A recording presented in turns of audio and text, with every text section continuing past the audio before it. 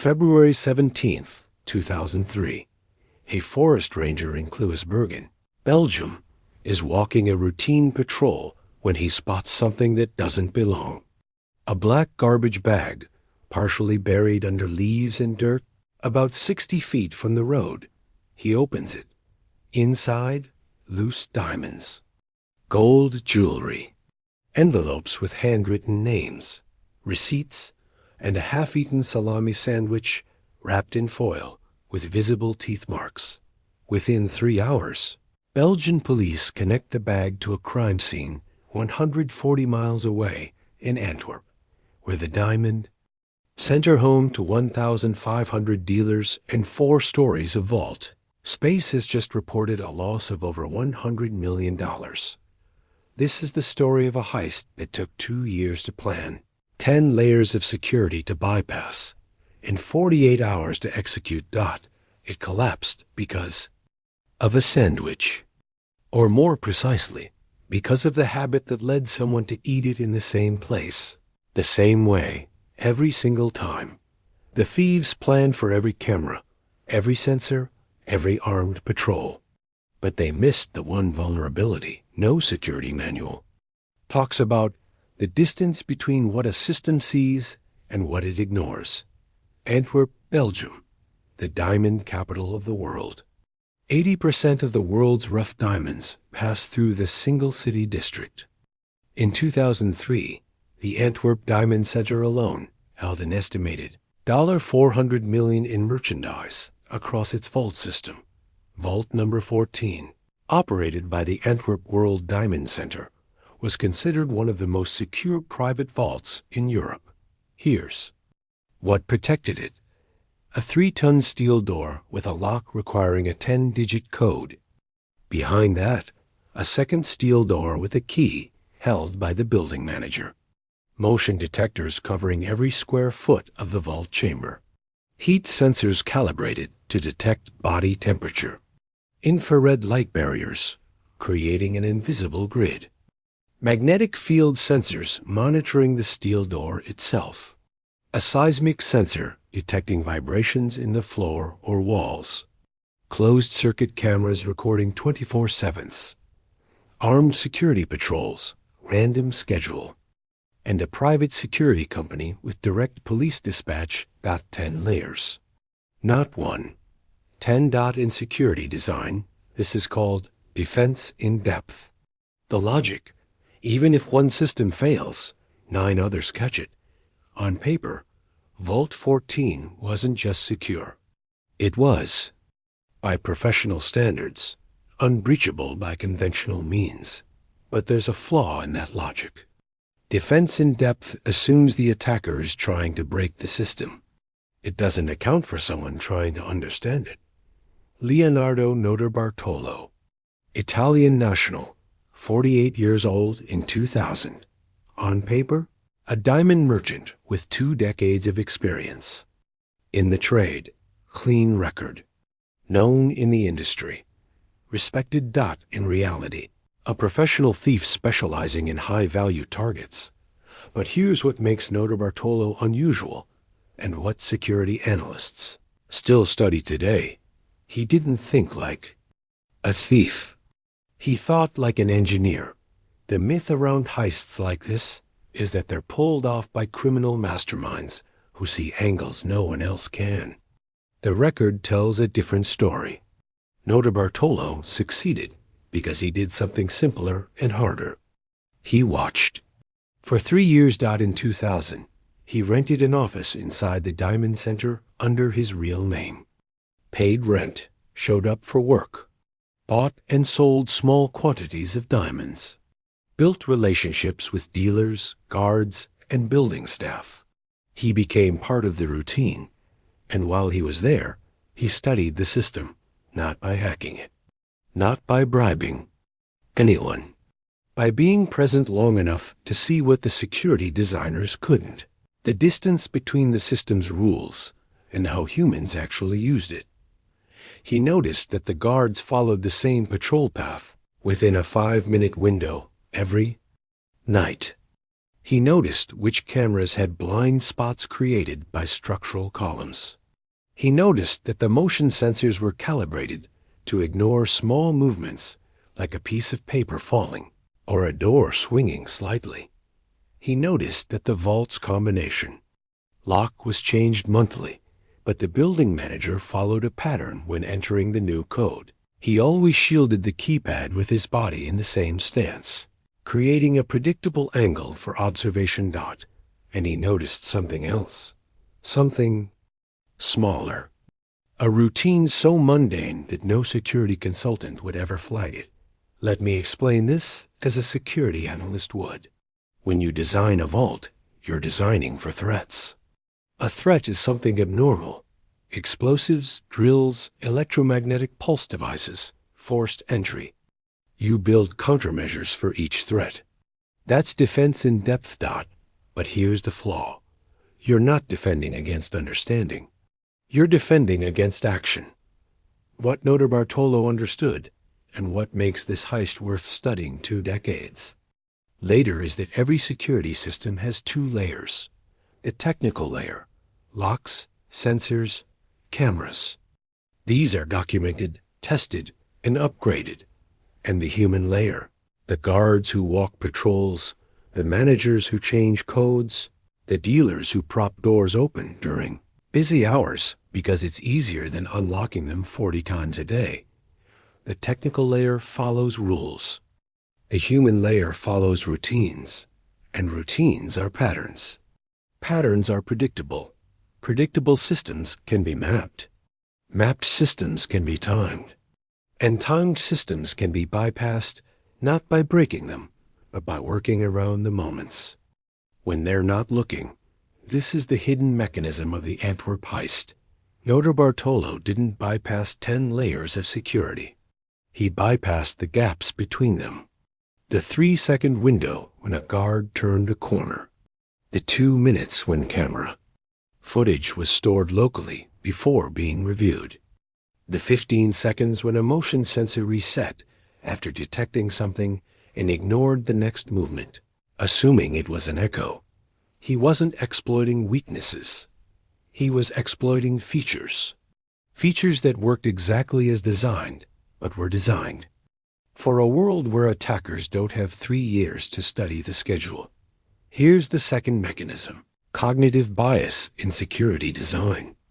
Engineers assume that if a system is working, no alarms, no breaches, it's secure. But Notarbartolo proved the opposite. A system can be working perfectly, can still be completely understood by someone patient enough to watch it work. By late 2002, Notarbartolo had assembled a team. 5 men total, including himself. Each had a specific function. The genius, an alarm specialist who understood electronic circuits at a level that allowed him to simulate sensor outputs. He didn't disable the sensors. He made them report normal, while the team moved through the vault. The monster, an electronics expert who handled camera loops, magnetic locks, and the vault's computerized access log. His role was to make sure the digital record showed an empty building. And 3 others whose identities remain disputed even today: 1 lock specialist, 1 lookout, 1 logistics coordinator. The preparation phase took 6 months of active work. Following the 3 years of observation, they built a full-scale replica of the vault corridor in a warehouse outside Turin, Italy. They practiced the sequence over 40 times, timing every movement down to the second. They mapped the security patrol schedule across 60 nights, confirming that guards followed a predictable loop: main entrance check, elevator lobby, vault corridor, back stairwell, repeat. 22 minutes per cycle. The vault corridor was unobserved for approximately 3 minutes and 40 seconds during each loop. They identified the night of February 15th, 2003 as optimal. Why? It was a Saturday night into Sunday morning. Diamond dealers don't work Sundays. The building would be nearly empty. Fewer variables. They also noted that the vault's garbage disposal service ran Monday mornings. Trash collected from the vault level was stored in a loading dock bin, then picked up by a city contractor at 7 a.m. That detailed garbage pickup seemed irrelevant to the heist itself, but it would later be the single piece of evidence that connected every member of the team to the crime scene, not because they left something behind intentionally, but because they followed a routine of their own. February 15th, 2003, 11:30 p.m. Notarbartolo enters the Diamond Center through the main entrance. He's seen on camera.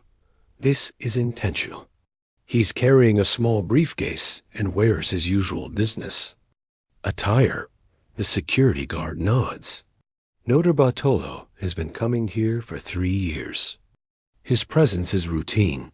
He takes the elevator to the 3rd floor, walks to his rented office, unlocks the door, and steps inside. The guard sees this on the monitor. Nothing unusual. What the guard doesn't see: 4 men entering through a side service door 12 minutes earlier, hidden during a shift change. They're already in the basement level, moving through a maintenance corridor that Notarbartolo identified 2 years ago.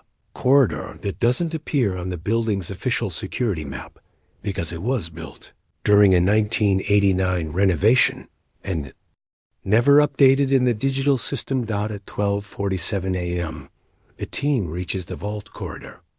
The genius begins work on the motion sensors. He doesn't cut wires. He attaches a device that mimics the sensor's all-clear signal back to the central monitoring station. The sensor is still active. It's just reporting a lie. The monster handles the cameras. He doesn't loop footage that's detectable. Instead, he introduces a 1-second delay in the feed, synced perfectly with the guard's patrol timing. When the guard looks at the monitor, he sees an empty hallway. He's actually looking at footage from 1 second ago when the hallway was empty. The lock specialist works on the vault. Door's 10-digit code. He doesn't guess it. He's already observed the building manager entering it 14 times over 3 months. He knows 6 of the digits. For the remaining 4, he's built a probability model based on the manager's pattern. The man prefers sequential numbers and avoids repeating digits. It takes 11 attempts. The door opens at 1:32 a.m. Inside the vault, 123 private safe deposit boxes. Notarbartolo's team has a list of 25 high-value targets, identified through his years of dealer relationships. They know which boxes hold uncut diamonds, which hold estate jewelry, which hold gold.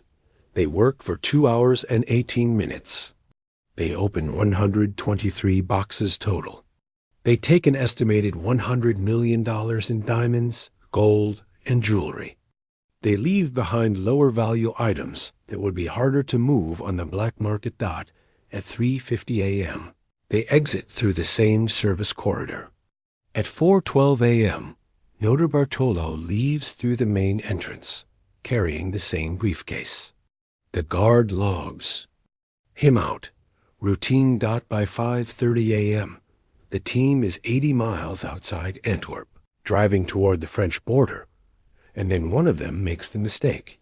Here's what happened. During the heist, the team generated trash, gloves, tape, food wrappers, a salami sandwich, half-eaten, tools, receipts they'd used to track safe deposit box numbers. Standard protocol for a heist like this: burn the evidence or dissolve it in acid. But one member of the team investigators believe it was the locksmith, though his identity was never confirmed, suggested a shortcut. They were exhausted. It was 5:45 a.m. They'd been working for over 6 hours straight, and there was a forest nearby, just off the highway. Someone said, "We'll bury it." No one's going to find a garbage bag in the middle of the woods. This is the moment the perfect crime becomes a case study in failure. Not because the plan was bad. Because human beings, when tired, default to habit. And habit is visible. The team pulled off the highway near Kluisberg in Belgium. They walked 60 feet into the forest. They buried the bag in a shallow hole, covered it with leaves, and left. 40-8 hours later, a forest ranger found it. And inside that bag was everything Belgian police needed. DNA on the sandwich, fingerprints on the foil, a receipt with a name, Leonardo Notarbartolo, envelopes with safe, deposit box numbers that matched the Diamond Center's vault, and video evidence recorded on a small piece of magnetic tape evidence the thieves didn't even know they'd created. This is the hidden detail that broke the case. The Diamond Center's security system included a feature most people don't know about a backup video recorder separate from the main surveillance system, located in the vault manager's office. It wasn't monitored in real time. It recorded at a lower frame rate, just one frame every 3 seconds, and the footage was stored on magnetic tape, reviewed only if an incident was reported. When police analyzed the tape after the heist, they found something. Frame 4387, timestamp 2:14 a.m. A blurred figure in the vault corridor, adjusting a device on the wall. The image quality is poor, but the figure is holding something. It takes forensic enhancement to see it clearly. It's a sandwich, wrapped in foil. The same sandwich, later found in the forest. And the hand holding it has a distinctive ring that matches one visible in a photograph of Leonardo Notarbartolo taken during a diamond dealer conference in 2001. This is the one detail. The sandwich wasn't just evidence. It was a habit. Notarbartolo ate the same type of sandwich from the same Turin deli during every high-stress operation. It was his routine. And routines are patterns. The same pattern he used to defeat the security system became the pattern that exposed him. On February 17th, Belgian police begin surveillance on Notarbartolo's residence in Italy.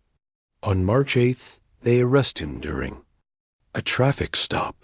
In his car, diamond polishing tools, a notebook with vault access codes, and in the trunk a bag of sandwiches from the same Turin deli. Over the next 6 months, police arrest 3 additional members of the team. The 5th member remains unidentified. At trial, Notarbartolo offers a defense that investigators still debate today.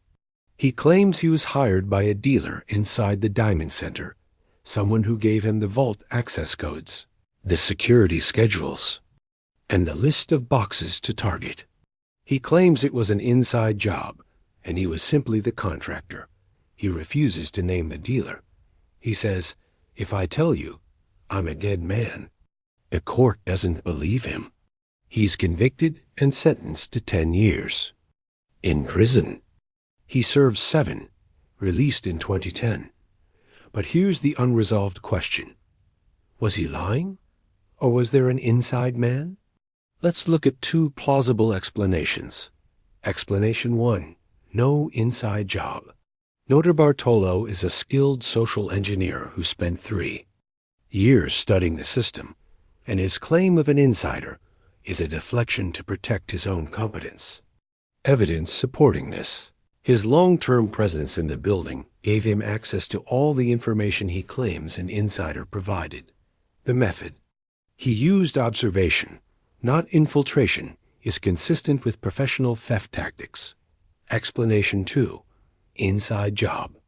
A dealer or employee provided critical access information, possibly motivated by financial desperation or a planned insurance fraud scheme. Evidence supporting this. Some investigators noted that Notarbartolo's vault access code was changed just 3 weeks before the heist, yet he still entered correctly.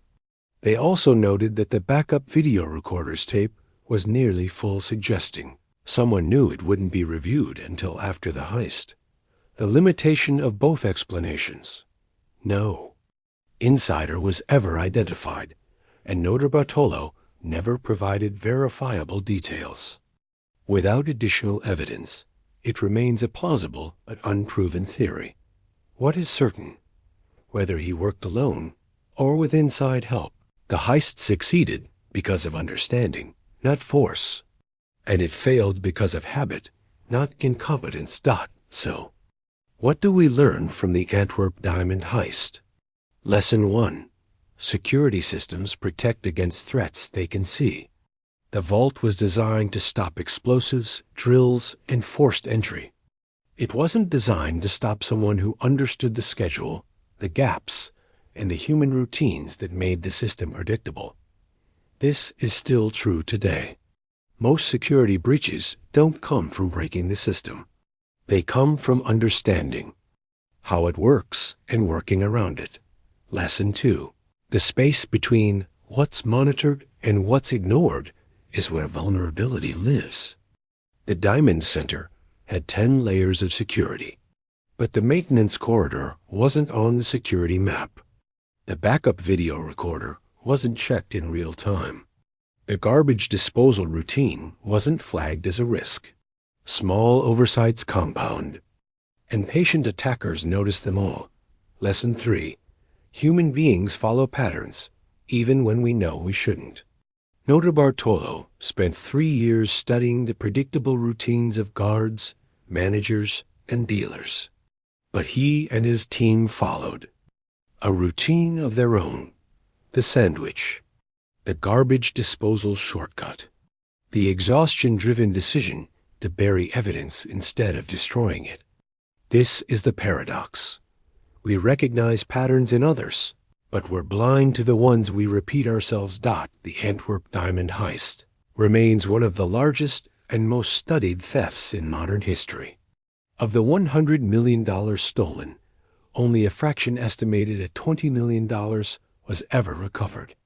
The rest remains missing, likely sold through black market channels across Europe and Asia. Notarbartolo was released from prison in 2010. He returned to Italy. In a 2018 interview with a Dutch journalist, he repeated his claim.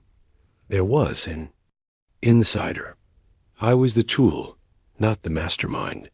The Belgian police closed the case in 2015, citing insufficient evidence to identify any additional suspects.